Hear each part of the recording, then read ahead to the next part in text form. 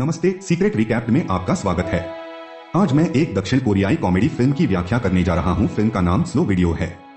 आगे स्पॉइलर, सावधान रहें और अपना ख्याल रखें। अगर आपको वीडियो पसंद आए तो सब्सक्राइब करना ना भूलें और कमेंट करें कि आपको वीडियो कैसा लगा। फिल्म एक सीसीटीवी नियंत्रण केंद्र में शुरू होती है, जहां दो महिलाएं अपने नए युवा सहकर्मी के बारे में बात कर रही हैं। उन्होंने घर के अंदर धूप का चश्मा पहना हुआ है, जो महिलाओं को अजीब लगता है। अचानक उन्हें भागते हुए दो लुटेरों का पता चलता है। उनके मालिक को सूचित किया जाता है और वे जल्दी से पुलिस को फोन करते हैं। कार्यालय में हर कोई लुटेरों को कैमरों के माध्यम से ट्रैक करता है और फिर भी वे खो जाते हैं। जब वे उम्मीद खोने लगते हैं तो नया कर्मचारी उन्हें एक गली में छिपे हुए लुटेरों की एक क्लिप दिखाता है। उसकी मदद की वजह से वे जल्द ही पुलिस की गिरफ्त में आ जाते हैं। कर्मचारी का नाम येओ जंगबू है और उसकी एक दुर्लभ आनुवंशिक स्थिति है जो उसे धीमी गति में सब कुछ देखने पर मजबूर करती है। अपने विकार का उपयोग करके वह यह देखने में सक्षम था कि लुटेरे तेज गति से आगे बढ़ने के बावजूद कहां गए थे। जंगबू जब 5वीं कक्षा में थे तब उन्होंने अपने बचपन के क्रश बोंग सुमील के साथ एक रिले रेस में भाग लिया। तभी उन्होंने पहली बार चीजों को धीमी गति में देखना शुरू किया। उनके माता पिता उन्हें डॉक्टर सेओक के पास ले गए, जिन्होंने उन्हें गतिशील दृश्य तीक्ष्णता का निदान किया, एक दुर्लभ अव्यवस्था जो उन्हें एक चलती वस्तु में बारीक विवरण देखने में सक्षम बनाता है, जिसे सामान्य लोग ऐसा नहीं कर सकते, जैसे कि वह दुनिया को धीमी गति से देख रहा हो।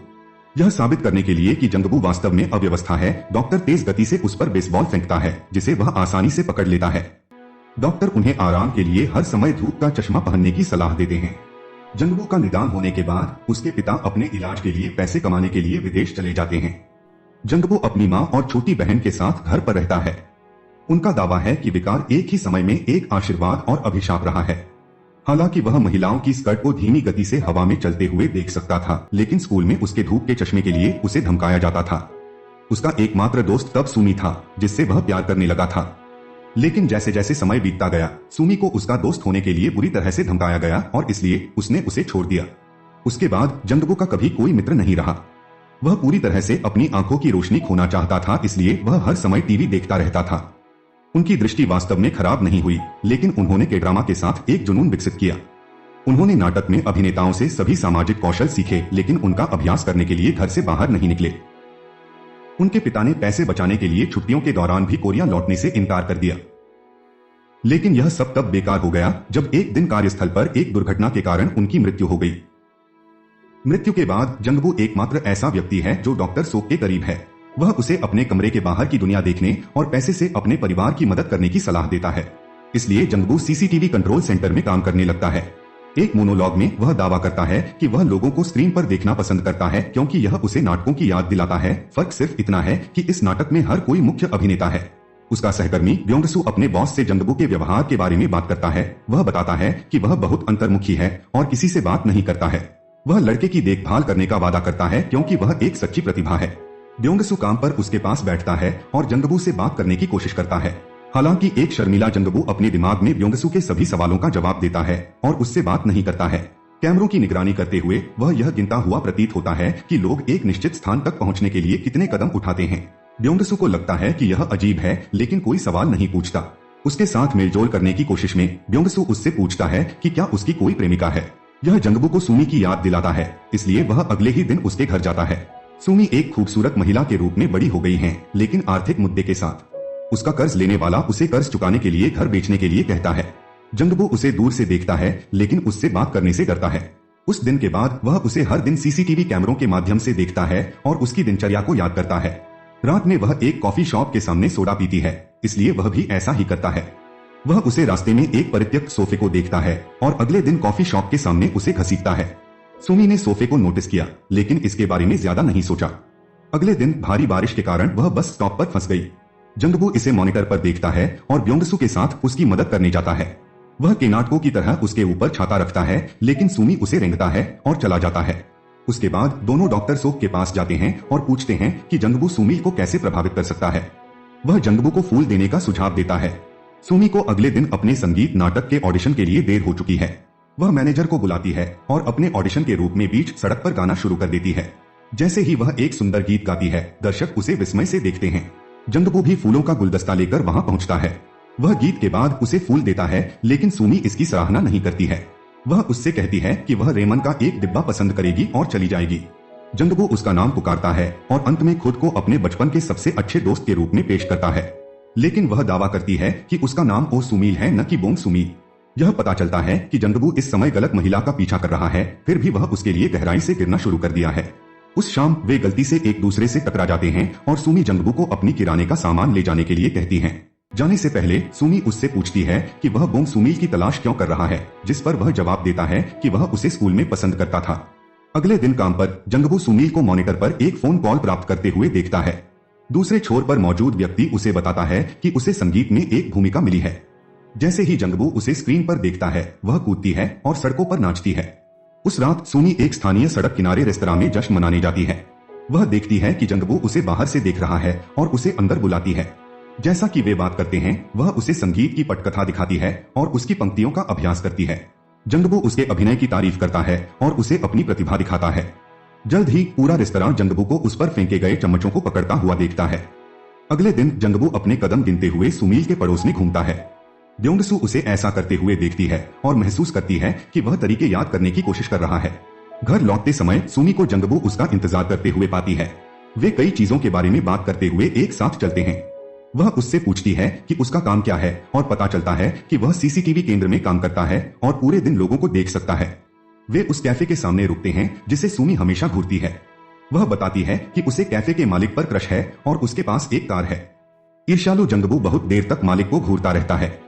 उसने उसे प्रभावित करने के लिए उसे सवारी पर ले जाने का मन बना लिया है। वह काम पर सभी से पूछता है कि क्या उनके पास उधार लेने की उम्मीद में कार है, हालांकि उनमें से कोई भी एक का मालिक नहीं होता है। घर लौटते समय ऋण संग्रहकर्ता सुमी से संपर्क करता है। वह उस पर चिल्लाने लगा और पैसे नहीं देने पर मारपीट करने की धमकी देने लगा। जंगबू और ब्योंगसू ठीक समय पर वहां पहुंचते हैं और उसे उस आदमी से बचाते हैं। जब जंगबू काम पर लौटता है तो सुमी एक कैमरे को धन्यवाद देती है, यह जानते हुए कि वह दूसरे छोर पर देख रहा है। दिन के अंत में वे एक पार्क में मिलते हैं और बहुत देर तक बात करते हैं। जंगबू उससे पूछता है कि अगर उसके पास एक कार है तो वह क्या करेगी, जिसके लिए सुमी कहती है कि वह हर दिन समुद्र में ड्राइव करेगी। चूंकि उसे कार नहीं मिल सकती है, जंगबू उसके साथ पूरे दिन यात्रा करके अपने स्थानीय बस चालक से दोस्ती करता है। वह कैमरों के जरिए ड्राइवर को रात में अकेले बेसबॉल खेलते हुए देख रहा था। दिन के अंत में जंगबू उसके साथ एक खेल के लिए जुड़ता है और उससे एक एहसान मांगता है। ब्योंगसू बस चालक और जंगबू अगले दिन बस स्टॉप से सुमी को उठाते हैं और समुद्र की यात्रा करने के लिए बुसान जाते हैं। उसे खुश करने के उसके प्रयासों को देखकर सुमी जंगबू को पसंद करने लगती है। हालांकि सीमा पुलिस द्वारा उनकी बस को रोक दिया जाता है, जो स्थानीय जिला बस को दूसरे जिले में प्रवेश करने की अनुमति नहीं देती है। नाराज सुमी पुलिसकर्मी से लड़ने की कोशिश करती है, जबकि ब्योंगसू उसे शांत करती है। उनका प्रयास बेकार है क्योंकि दिन के अंत में उन्हें समुद्र में पहुंचे बिना घर लौटना पड़ता है। जंगबू के बॉस ने उन्हें शहर के आसपास महिलाओं के अपहरण के हालिया मामलों के बारे में बताया और उन्हें हर समय हाई अलर्ट पर रहने के लिए कहा।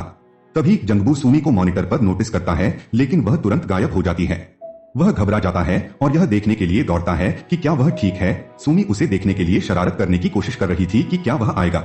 सुमी पहली बार अपना चश्मा उतारता है और अंत में दोनों किस करते हैं। जंगबू सुमी को घर ले जाता है और वह उसे अंदर बुलाती है। हालांकि उनकी योजनाएं बर्बाद हो जाती हैं जब सुमी ने अपने घर में कर्ज लेने वालों को नोटिस किया। पैसे लौटाने की धमकी देकर उनका सामान इधर उधर फेंक दिया। जंगबू उसके पास दौड़ने की कोशिश करता है, लेकिन अचानक गिर जाता है क्योंकि उसकी दृष्टि धुंधली हो जाती है। पुरुषों के जाने के बाद जंगबू और सुमी बात करने के लिए बैठ जाते हैं।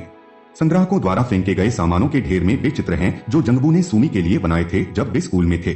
सुमी ने खुलासा किया कि उसने उससे एक अलग लड़की होने के बारे में झूठ बोला था क्योंकि वह नहीं चाहती थी कि उसकी तुलना अपने छोटे से की जाए। जंगबू पूरे समय चुप रहता है क्योंकि सुमी मुस्कुराते हुए चित्रों को देखती है। वह अगले दिन डॉक्टर सोक के पास जाता है, उसे सूचित करता है कि उसकी आंखें धुंधली हो गई हैं। यह पता चला है कि समय के साथ उसका विकार और भी खराब हो गया है, जिसके कारण वह बहुत जल्द अपनी दृष्टि खो देगा। जंगबू को पता था कि वह एक दिन अंधा हो जाएगा, इसलिए वह हर जगह कदम गिनता रहा है। इसलिए जब वह पूरी तरह से अपनी दृष्टि खो देता है तो उसके लिए यह आसान होगा। जहां जंगबू अपनी बिगड़ती दृष्टि से परेशान है, वहीं सुमी अपने कर्ज को लेकर चिंतित है। वह अपना घर बेचती है और अपने लेनदारों को वापस भुगतान करने के लिए पर्याप्त धन इकट्ठा करती है, लेकिन अब उसके पास रहने के लिए कहीं कुछ नहीं है। जंगबू उसे स्क्रीन पर देखता है जब वह एक दुकानदार से अपने सामान का डिब्बा लेकर बात करती है। अचानक उसके सहकर्मी ने देखा कि एक कार संदिग्ध रूप से उसी क्षेत्र का चक्कर लगा रही है। वह उसकी नंबर प्लेट को करीब से देखती है और नोटिस करती है कि कार भाग रहे एक अपहरणकर्ता की है। वह बॉस को सूचित करती है और पुलिस को तुरंत सूचित किया जाता है। हालांकि वे कार की दृष्टि खो देते हैं और साथ ही जंगबू सुमी की दृष्टि खो देते हैं। वह घबरा जाता है और उसे संभावित खतरे से बचाने के लिए दौड़ता है। रास्ते में वह अपनी दृष्टि पूरी तरह से खो देता है और बाइक को दुर्घटनाग्रस्त कर देता है। ब्योंगसू इसे कैमरों के माध्यम से देखता है और उसकी मदद करने के लिए दौड़ता है। दूसरी ओर सुमी एक अजीब आदमी द्वारा संपर्क किया जाता है जो उसकी बाह पकड़ लेता है, लेकिन इससे पहले कि वह उसे उठा पाता, जंगबू उनकी ओर दौड़ना शुरू कर देता है। अपहरणकर्ता भाग जाता है, लेकिन जंगबू लगभग एक बस से टकरा जाता है। पुलिस आती है और सुमी को पूछताछ के लिए ले जाती है। अब जंगबू को गलियों में अकेला छोड़ दिया जाता है और ब्योंगसू उसकी मदद करता है। वह अपने दोस्त को पकड़ते हुए रोता है, अपनी दृष्टि खोने पर तबाह हो जाता है। घटना को कई दिन बीत चुके हैं। सुमी अपने जीवन में व्यस्त हो जाती है और जंगबू से संपर्क नहीं करती है। जब वह उसे याद करती है तो वह अक्सर सीसीटीवी कैमरों को देखती है। कुछ महीने बाद उसने जंगबू को अपने पसंदीदा कैफे के अंदर देखा। वह खुशी खुशी उसके पास आती है और अपना हाथ हिलाती है, लेकिन जब जंगबू अपनी छड़ी निकालकर दूसरे रास्ते पर चले जाता है तो वह चौंक जाती है। वह शहर के चारों ओर उसका पीछा करती है और अंत में एक आर्ट गैलरी तक पहुंचती है जो उसके चित्रों से भरी होती है जिसे जंगबू ने खींचा है। एक एकालाप में जंगबू कहता है कि उसने अपनी दृष्टि खो दी है, लेकिन वह उसे अभी भी याद करता है। अगले दिन सुमी फिर से उसका पीछा करती है, लेकिन इस बार वह उससे पूछती है कि वह कहाँ जाना चाहता है। उसे पता चलता है कि वह उसे समझ सकती है और फिल्म दोनों को गले लगने के रूप में समाप्त होती है। इस तरह के और वीडियो के लिए सब्सक्राइब करें, नोटिफिकेशन ऑन करें और चैनल को मदद करने के लिए लाइक करें। देखने के लिए धन्यवाद।